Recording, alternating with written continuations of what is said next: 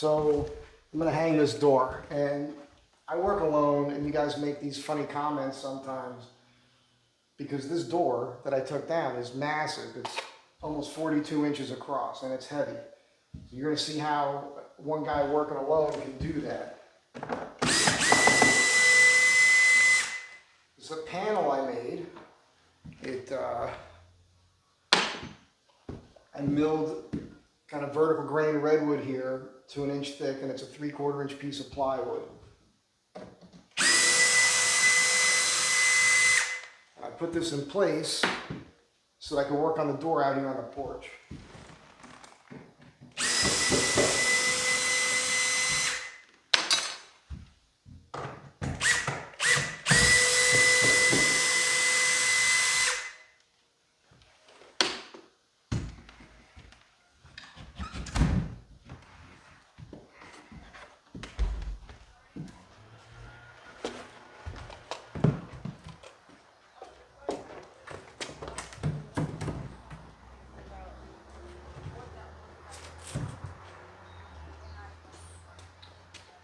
All right, I got to clean this door off a little bit here.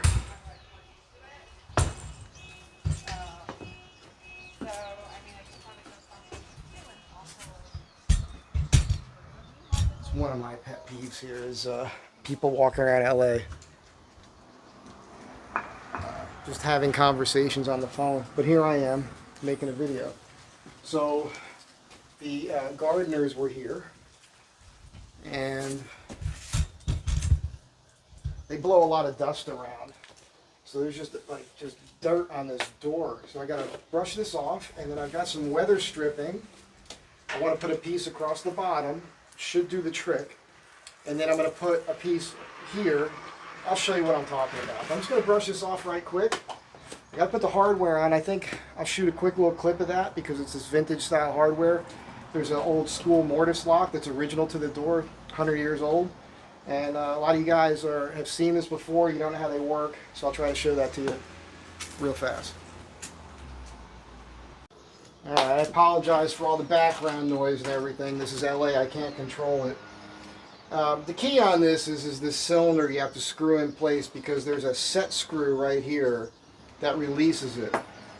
And that's kind of what holds this plate in here. There's 4 screws that screw to the wood, but once you screw this in and you set that set screw, like if I was to put this in right now and set the set screw, you couldn't lift the plate out. And I should probably do that first. You know what the problem is here? I don't remember which way it went, so let's see what happens. We just screw it in place. We'll test it. I think I have the key with me.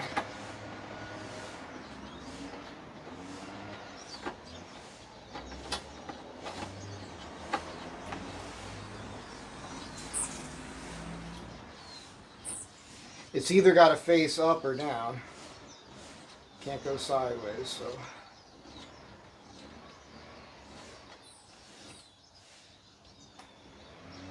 It was a little loose, I remember. Well, maybe not.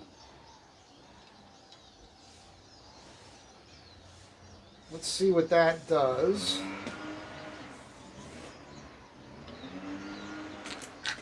I have all the screws and everything here in this container that has never been used, for those of you that recognize it.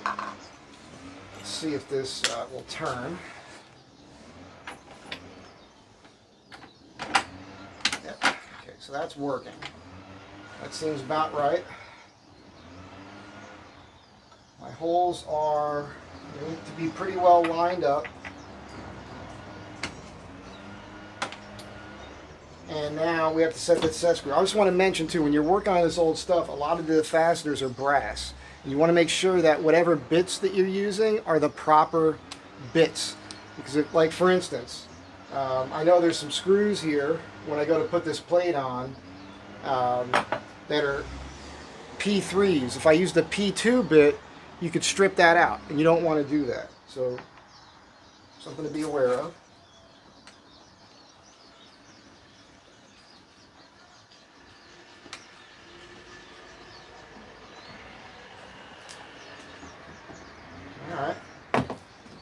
we've got these big screws here. I wish this was a ratcheting screwdriver. You don't need to watch all this. I'll put the screws in and bring it back to you. Alright, so I got this on here and it's working. I'm going to put the rest of it together after I hang the door, which I'm going to do right now. Alright, we're going to attempt this in real time. Yesterday I did this to fit it because I had to cut a little bit off the bottom. Maybe it was a couple days ago. And I was slipping around on this, which was almost a disaster. And I have the pins in my pocket because that's something else I learned the other day. And maybe I shouldn't have put this handle on yet. It could get in the way here.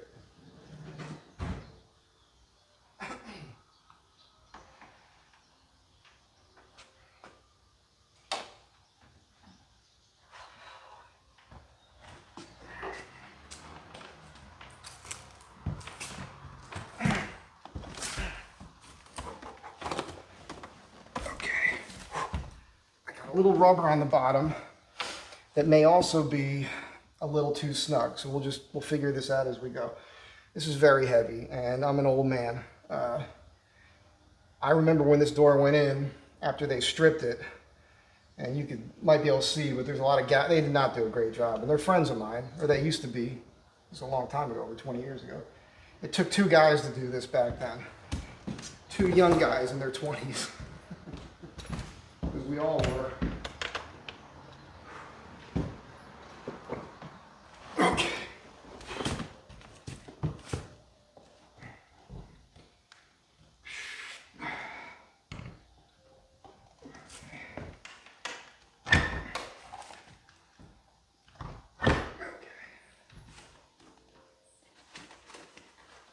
That's heavy.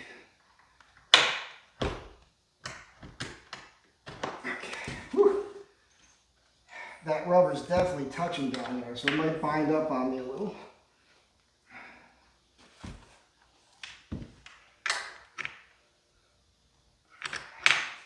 Let's try driving these home here.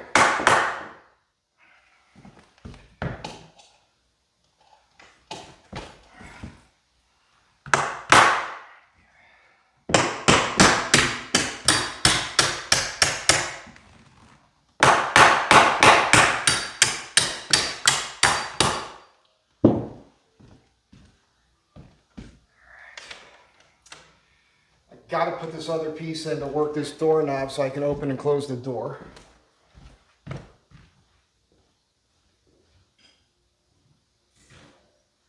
I should have left it off and just done it with a doorknob. Let me see if I can get this out of here, because I'd like to show you how this works, if it's possible.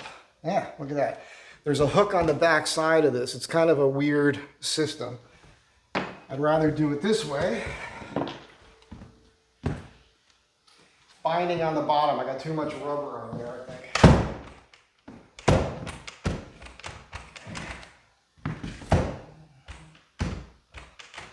Now yesterday, or the other day when I did this, everything was perfect and the lock lined up. And over the years, this house has shifted.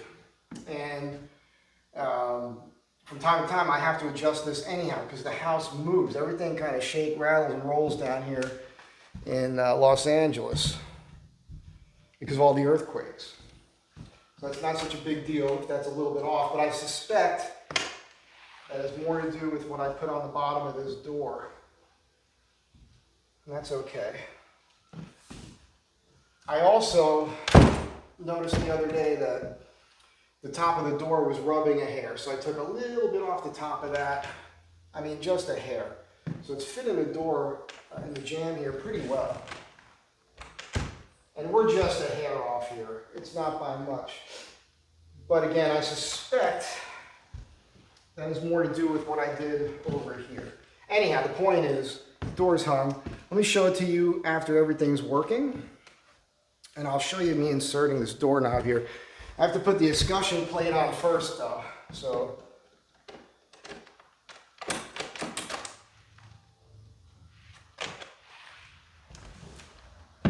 it's a square hole, screwdriver works.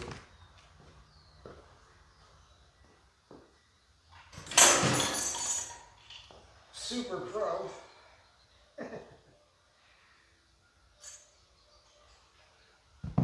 I'll leave that in the video for you.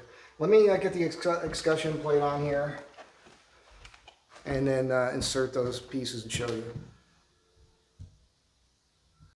All right, this is all lining up now. There was just a little piece of rubber on the bottom I had to remove. We're golden. I'm going to show you what this looks like here. So there's a hole here, there's a pin here, and we're threaded on the outsides, right? Because this knob has to thread onto there. So in the end, this has to be protruding out of this hole like this. You can't just stick it in there like that. Let's keep it clean. I have to get this in here. Get that to get all the way in. There we go. And now this has a wedge on it. We just have to remember that that wedge goes up against here and slides in. There we go. Make sure the pin is inserted in the hole right here. And now we're locked in place. And now I can thread this knob on. It is going to cross thread on me. Let's try not to do that. That looks straight. There we go. You'll see this door is not in great shape. Again, I don't like throwing anybody under the bus. By the way, I'm pulling out on this as I do it because I don't want to push in and risk. Okay, we're okay now. We're golden. But again, these guys did not. I don't know if you can see it on the camera. I'll show it to you. But there's a lot of sanding marks and everything here.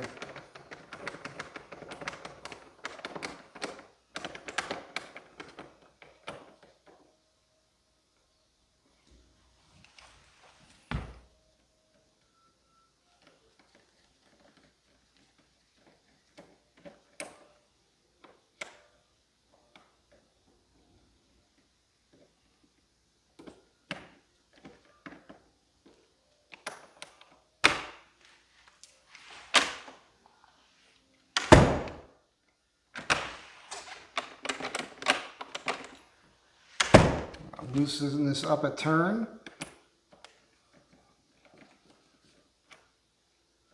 A little less friction there against the escutcheon.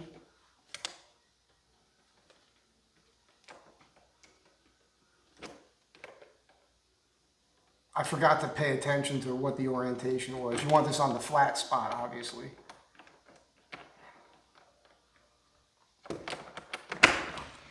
That's good.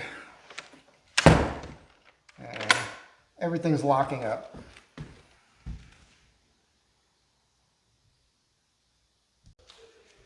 So you might be able to see on here, there's a lot of gouging in here and marks from a sander.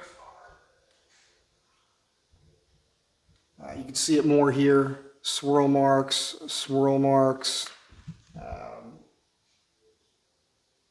I don't know if the camera's showing it, but there's a lot of swirl marks here and gouging.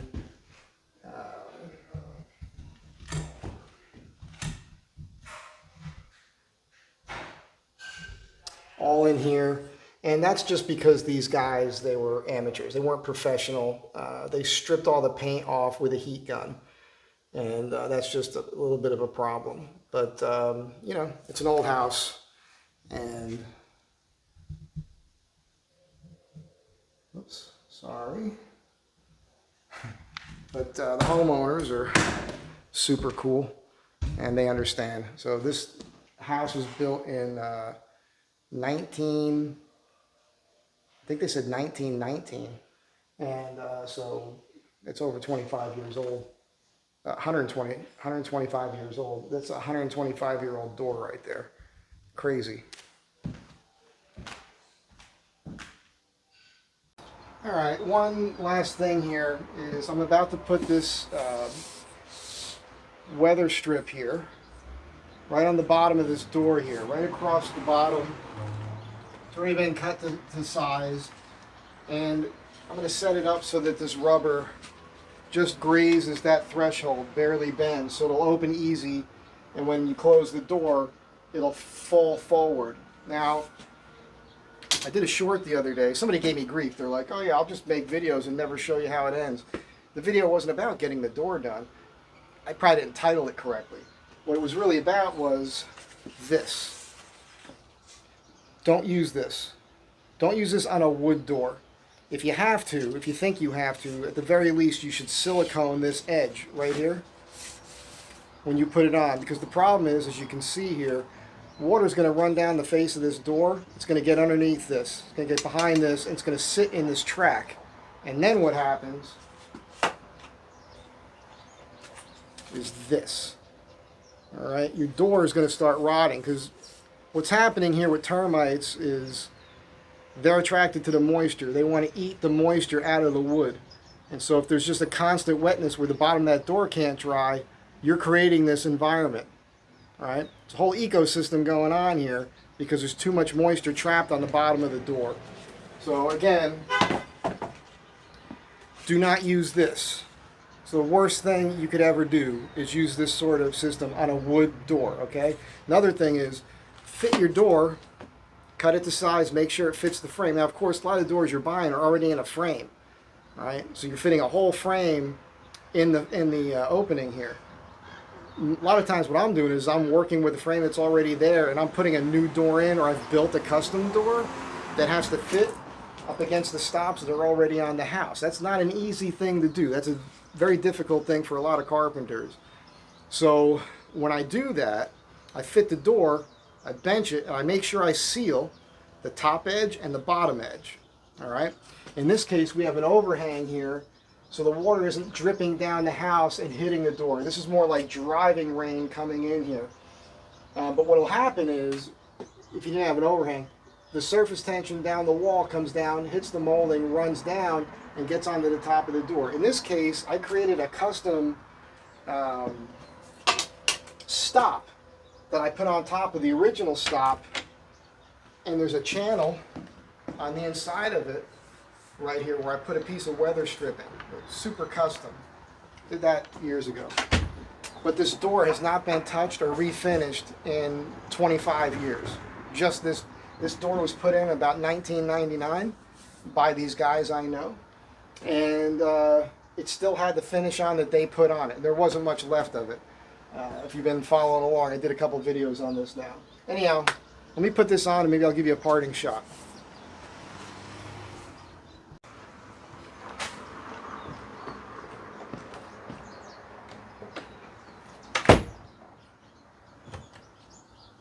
Oh, hello there.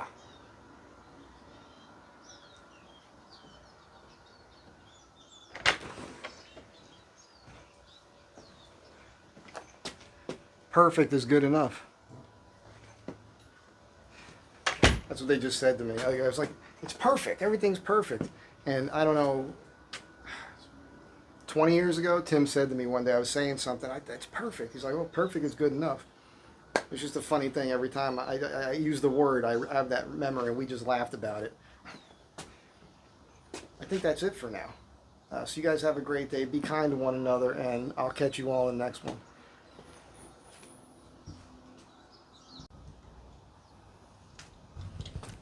You may have just seen the video on this. I just finished this door, and I figured since I was here, I'd give you guys a quick look at the chair. You guys might remember, I'm doing this series, How I Made It, Mike Z Design How I Made It episodes. I got 4 episodes up so far, and I think the first one was the one of this cherry chair. Let's talk about some of these details in here. I think you guys will get a kick out of it.